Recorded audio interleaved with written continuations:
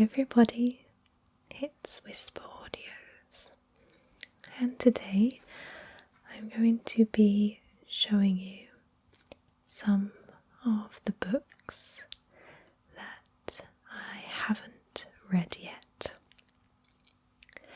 and I have a fair few amount that I haven't got round to reading yet. I always ask for books for my birthday and for Christmas, so I've got like so many to read because my birthday and Christmas are literally next to each other, the months next to each other. And even though I read on a daily basis, I still haven't managed to read all of these yet.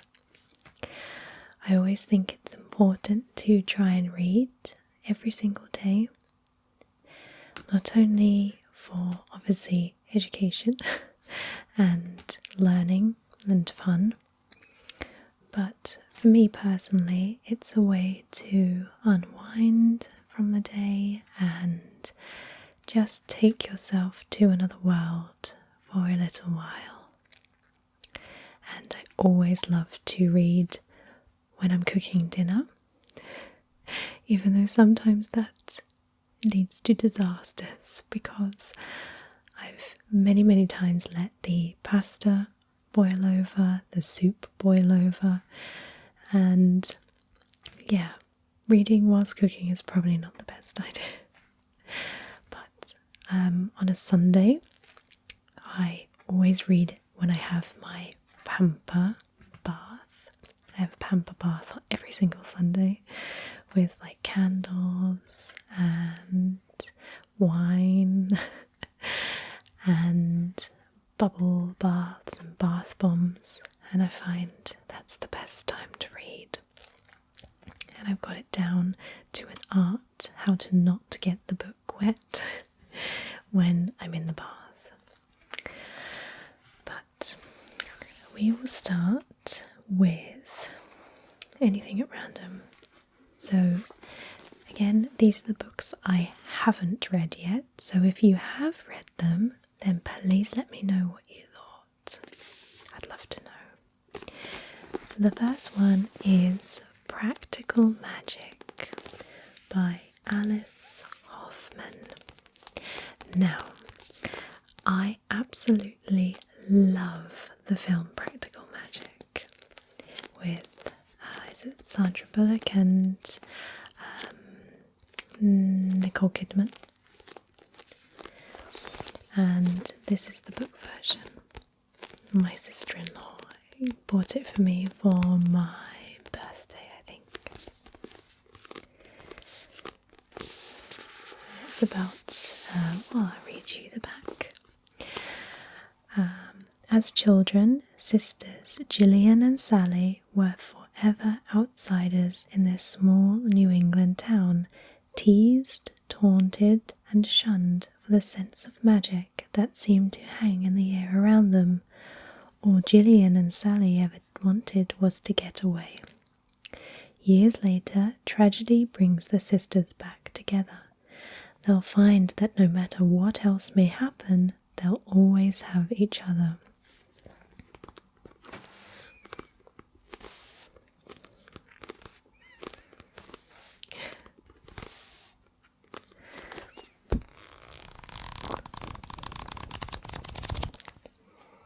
I love the smell of books.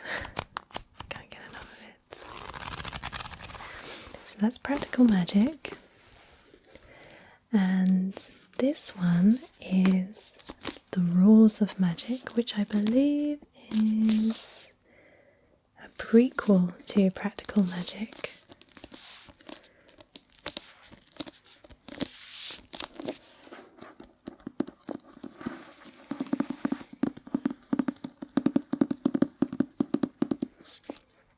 Okay. For the Owens family, love is a curse that began in 1620, when Maria Owens was charged with witchcraft for loving the wrong man. Hundreds of years later, in New York City, on the cusp of the 60s, when the whole world is about to change, Susanna Owens knows that her 3 children are dangerously unique. Difficult Franny, with skin as pale as milk and blood-red hair. Shy and beautiful Jet, who can read other people's thoughts. Charismatic Vincent, who began looking for trouble on the day he could walk. So Susanna sets down rules for her children. No walking in the moonlight, no cats, no candles, and no books about magic. And most importantly, never ever fall in love. But it's not long before the irrepressible Owen siblings begin to uncover family secrets and question the truth of who they are. Soon, each will begin a risky journey as they try to escape the family curse and break every one of the rules of magic.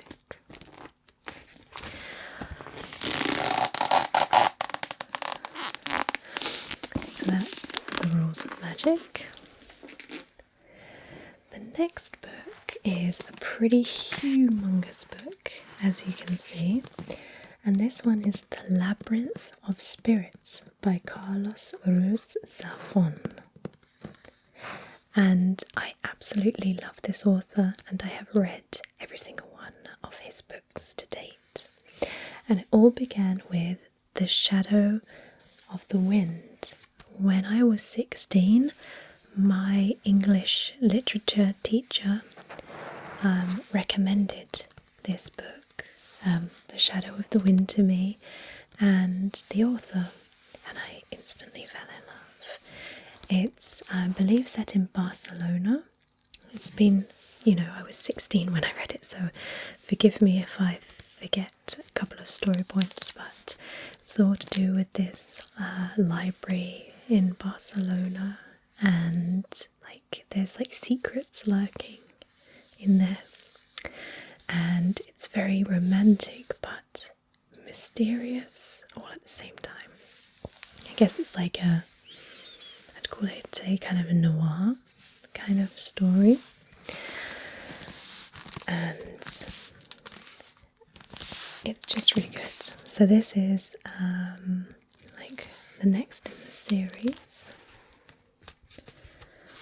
and we'll read the blurb. As a child, Daniel Sempere discovered among the passageways of the Cemetery of Forgotten Books an extraordinary novel that would change the course of his life.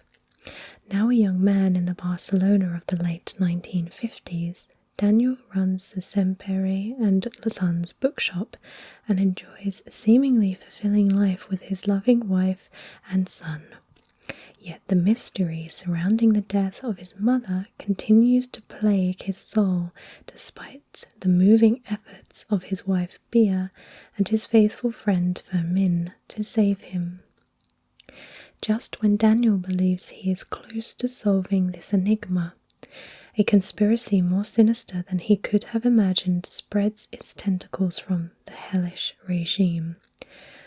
That is when Alicia Gris appears, a soul born out of the nightmare of war. She is the one who will lead Daniel to the edge of the abyss and reveal the secret history of his family, although at a terrifying price. So that's The Labyrinth of Spirits by Carlos Ruiz Zafón. The next book I have is Become What You Are by Alan Watts. Now, I stumbled upon Alan Watts many years ago, and I found his speeches on YouTube, and he's a philosopher, and his speeches were so inspiring and so thought-provoking. I wanted to know more about him, and I found these books. And this one is a collection of writings, including 9 new chapters never before available in book form. Alan Watts displays the intelligence, playfulness of thought, and simplicity of language that has made him so perennially popular as an interpreter of Eastern thought for Westerners. He draws on a variety of religious traditions and covers topics such as the challenge of seeing one's life just as it is, the Taoist approach to harmonious living, the limits of language in the face of ineffable spiritual truth, and psychological symbolism in Christian thought. So, what I like about Alan Watts is his belief on thinking past, like the corners of the box that you live in, and thinking beyond that. And when he speaks about doing what you love on his YouTube videos, well, not his YouTube videos, someone's uploaded them, he's speaking. He talks about just doing what you love and, don't get trapped in the 9 to 5 sort of thing. I'm explaining it all very, very wrong and very sort of layman's terms, but I'll try and find some links to his motivational speeches and like lectures at university and stuff. And yeah, that would explain it a little bit more. But I also have another book by Alan Watts called The Book on the Taboo of Knowing Who You Are. This book explores an unrecognized but mighty taboo, our conspiracy to ignore who or what we really are. We are therefore in urgent need of a sense of our own existence, which is in accord with the physical facts and which overcomes our feeling of alienation from the universe. Alan Watts asks, what is the cause of the illusion that the self is a separate ego housed in a bag of skin, and which confronts a universe of physical objects that are alien to it? Rather than a person's identity, their ego binds them to a physical universe, creating a relationship with their environment and other people. The separation of the self and the physical world leads to the misuse of technology and the attempt to violently subjugate man's natural environment, leading to its destruction. So that's really, really interesting. I might read that one first before this one, but those are the 2 books by Alan Watts. The next book isn't a novel, it is kind of like a self-help kind of book, and it's called The Artist's Way, a course in discovering and rediscovering your creative self by Julia Cameron.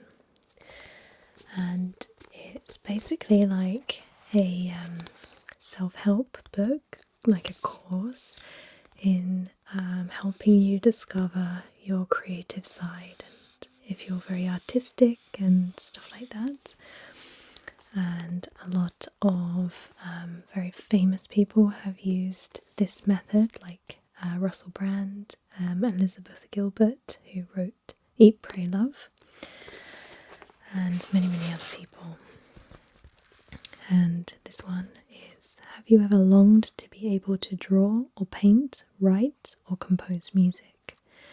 The Artist's Way provides a 12-week course that guides you through the process of recovering your creative self. It aims to dispel the "I'm not talented enough" conditioning that holds many people back and helps you unleash your own inner artist. Its step-by-step approach enables you to transform your life, overcome any artistic blocks you may suffer from, including limiting beliefs, fear, sabotage, jealousy, and guilt, and replace them with self-confidence and productivity. This much-loved classic guide, now with a new foreword from the author, will demystify the creative process by making it a part of your daily life. So I haven't had time to actually sit through and read the book and actually do the course. Difficult, isn't it? But it's very involved and very what I can sort of glimpse from it. I think a lot of people kind of benefit from it, so I'm really excited to read it. The next book I actually have started to read, but I haven't finished. And you may have seen it before in another video, and that is The Double by Jose Saramago. And I got to page 102, but I felt I was struggling with it a little bit, and I was kind of not getting bored, but I found it quite difficult to read. And I know a lot of people also find it difficult because of his use of, or lack of, punctuation. Sentences are very, very long. But I have been enjoying it up until the point, but I kind of wanted to read something else. I think I went on to read something by Margaret Atwood. I think it was like Oryx and Crake by Margaret Atwood, which was amazing. I love Margaret Atwood. She's like my favourite author at the moment. So that's The Double. Next is a comic / graphic novel, and I am obsessed with these, and I get one for my birthday every single year, and that is Chew.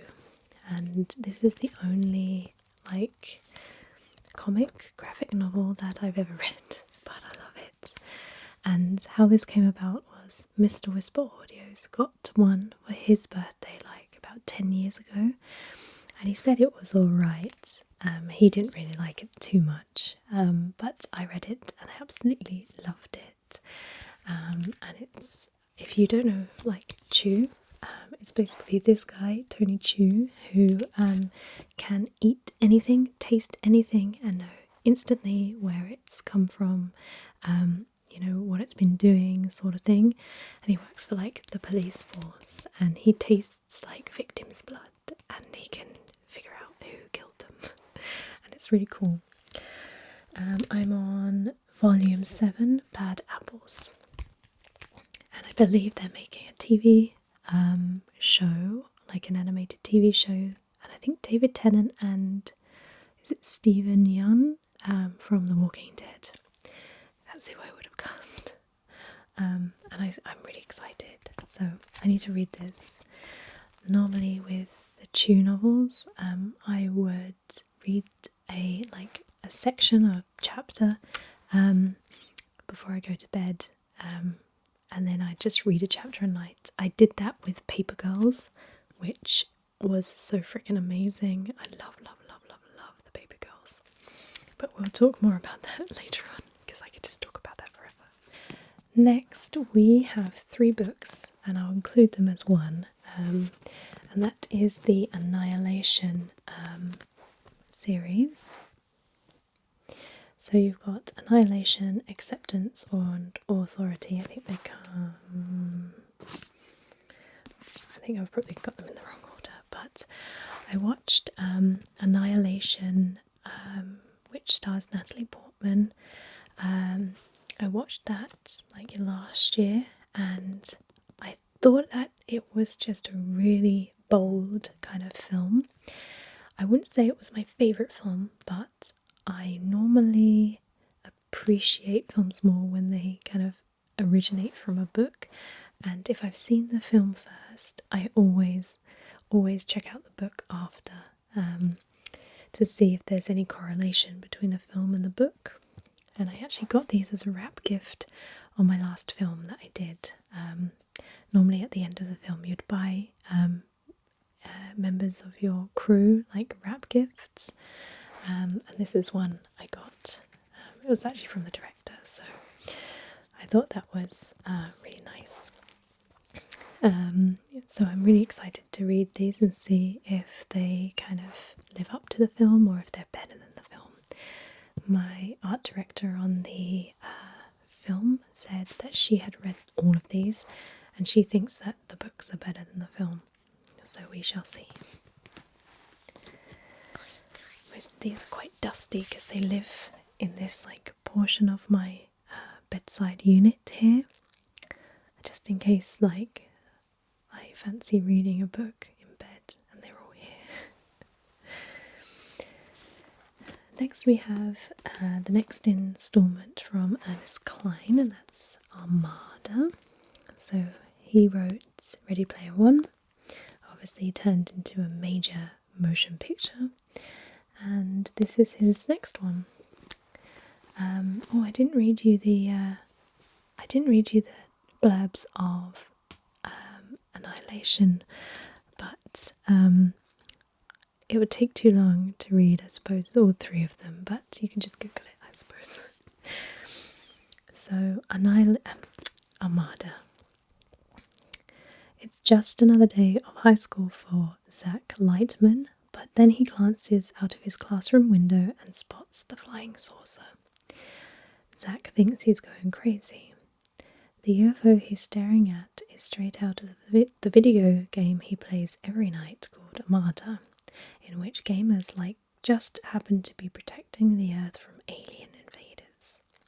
But what Zach's seeing is all too real, and his skills are going to be needed to save the Earth from what's about to befall it. Yet even as he scrambles to prepare for the alien onslaught, Zach can't help thinking of all the science fiction books, TV shows and movies he grew up reading and watching. Doesn't something about this scenario seem a little too familiar? So definitely still in the vein of Ready Player One, and yeah, I suppose that'll be quite a nice quick read for me. Next book is by Michael Faber, and Michael Faber wrote Under the Skin and The Crimson Petal and the White, and I really enjoyed both of those books. Under the Skin I felt was 1,000 times better than the film. I watched the film first and then I read the book, and I absolutely loved the book, and I discovered Michael Faber through that book. And then I read Crimson Petal and the White, and yeah, I was hooked. So this is another one of Michael Faber's books, and it's called The Book of Strange New Things.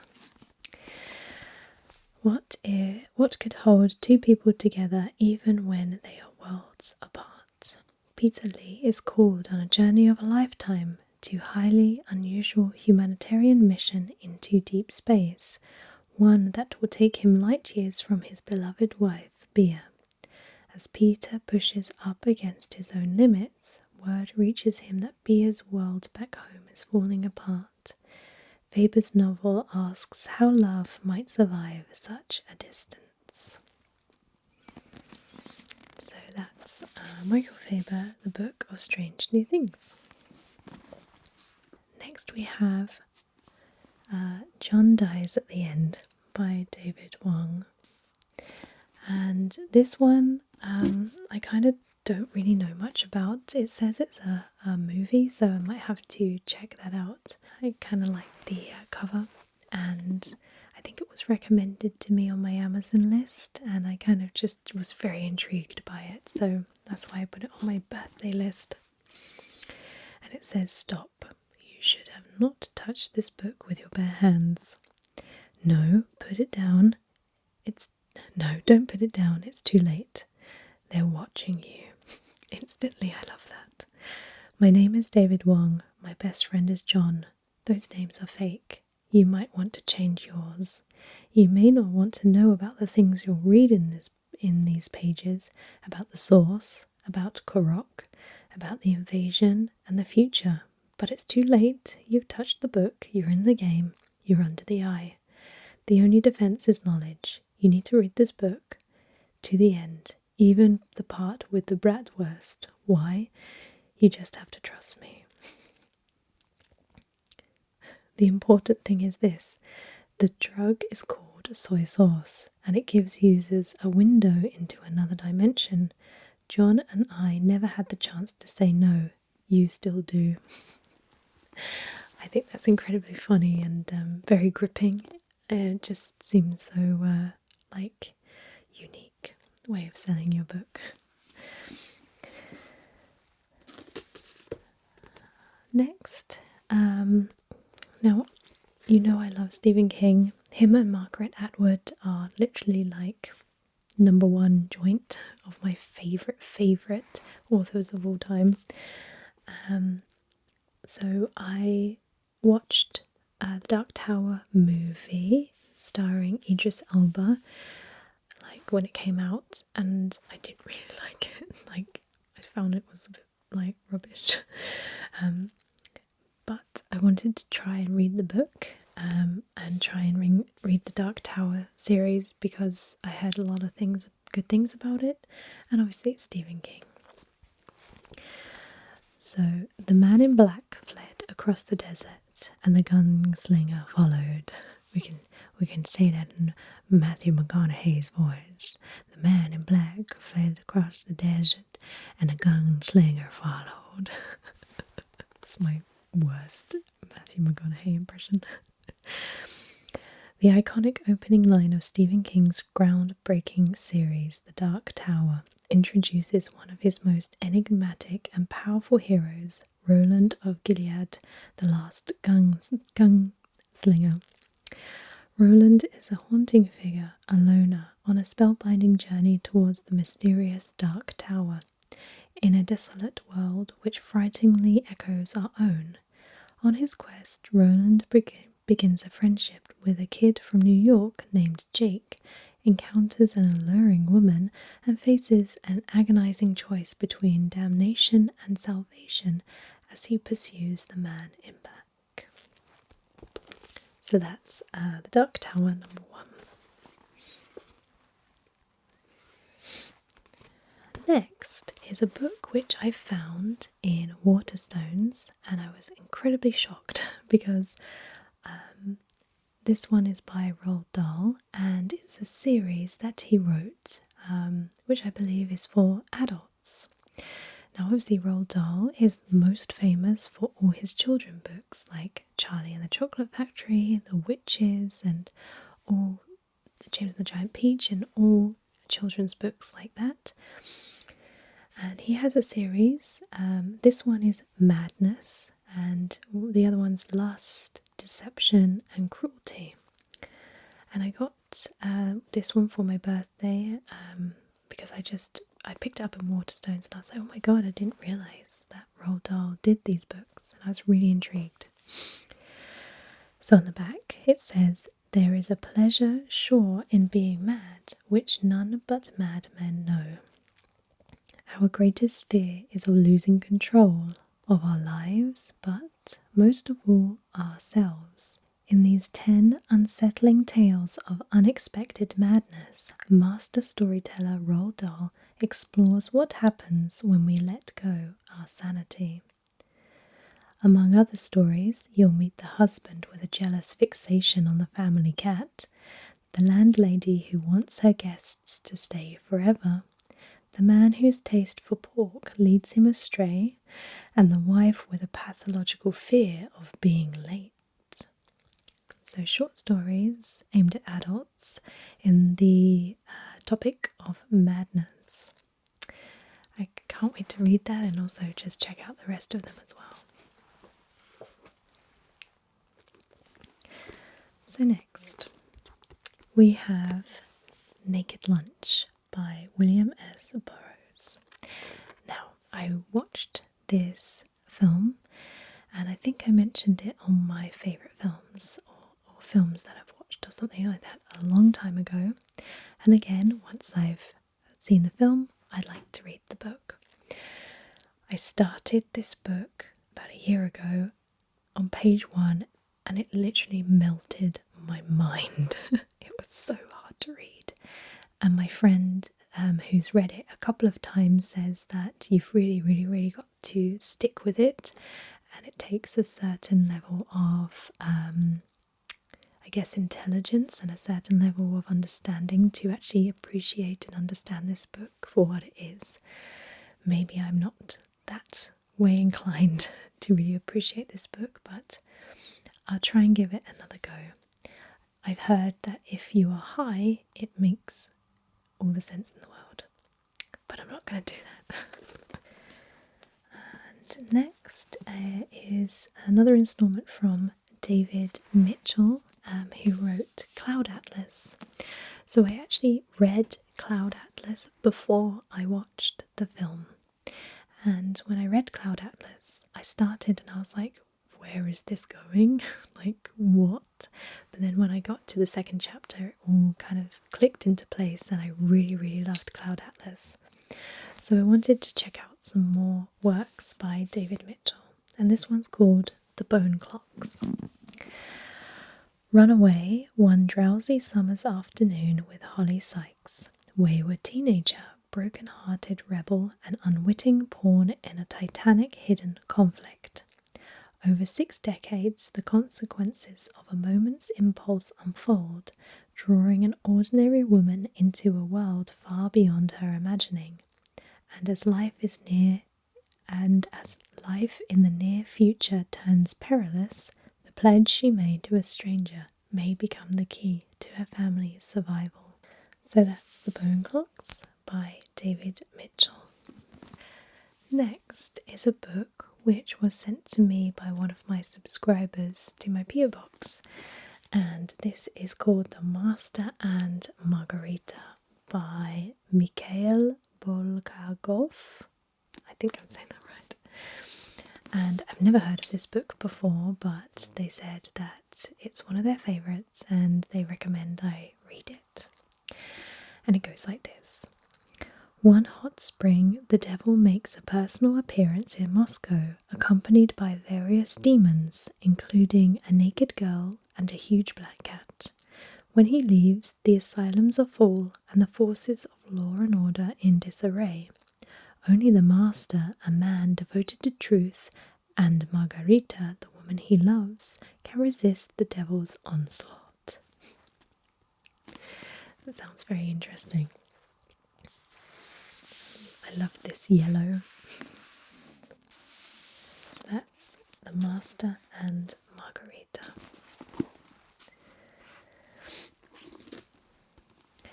Next is another book that was sent to me by another subscriber, and that is The Neuromancer by William Gibson. And I heard that this is where the Matrix got their inspiration from. Don't quote me on that though. And it goes like this. So there isn't necessarily a blurb as such, but it says, William Gibson revolutionized science fiction in his 1984 debut Neuromancer, the writer who gave us The Matrix and coined the term cyberspace, produced a first novel that won the Hugo, Nebula and Philip K. Dick Awards, and lit the fuse on the cyberpunk movement.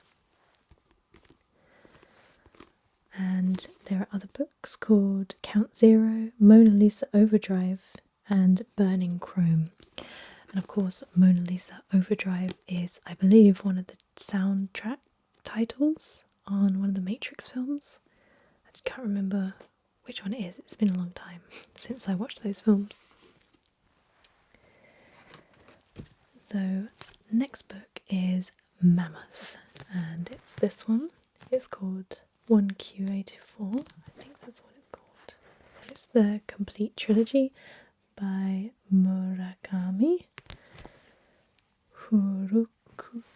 Haruki Murakami. And again, this is a book that I found in Waterstones, and I just love big books. And this one says, this is the real world, there is no doubt about that. But in this world there are 2 moons in the sky. In this world the fates of 2 people, Tengo and Aomame, are closely intertwined. They are each, in their own way, doing something very dangerous, and in this world there seems to be no way to save them both. Something extraordinary is starting.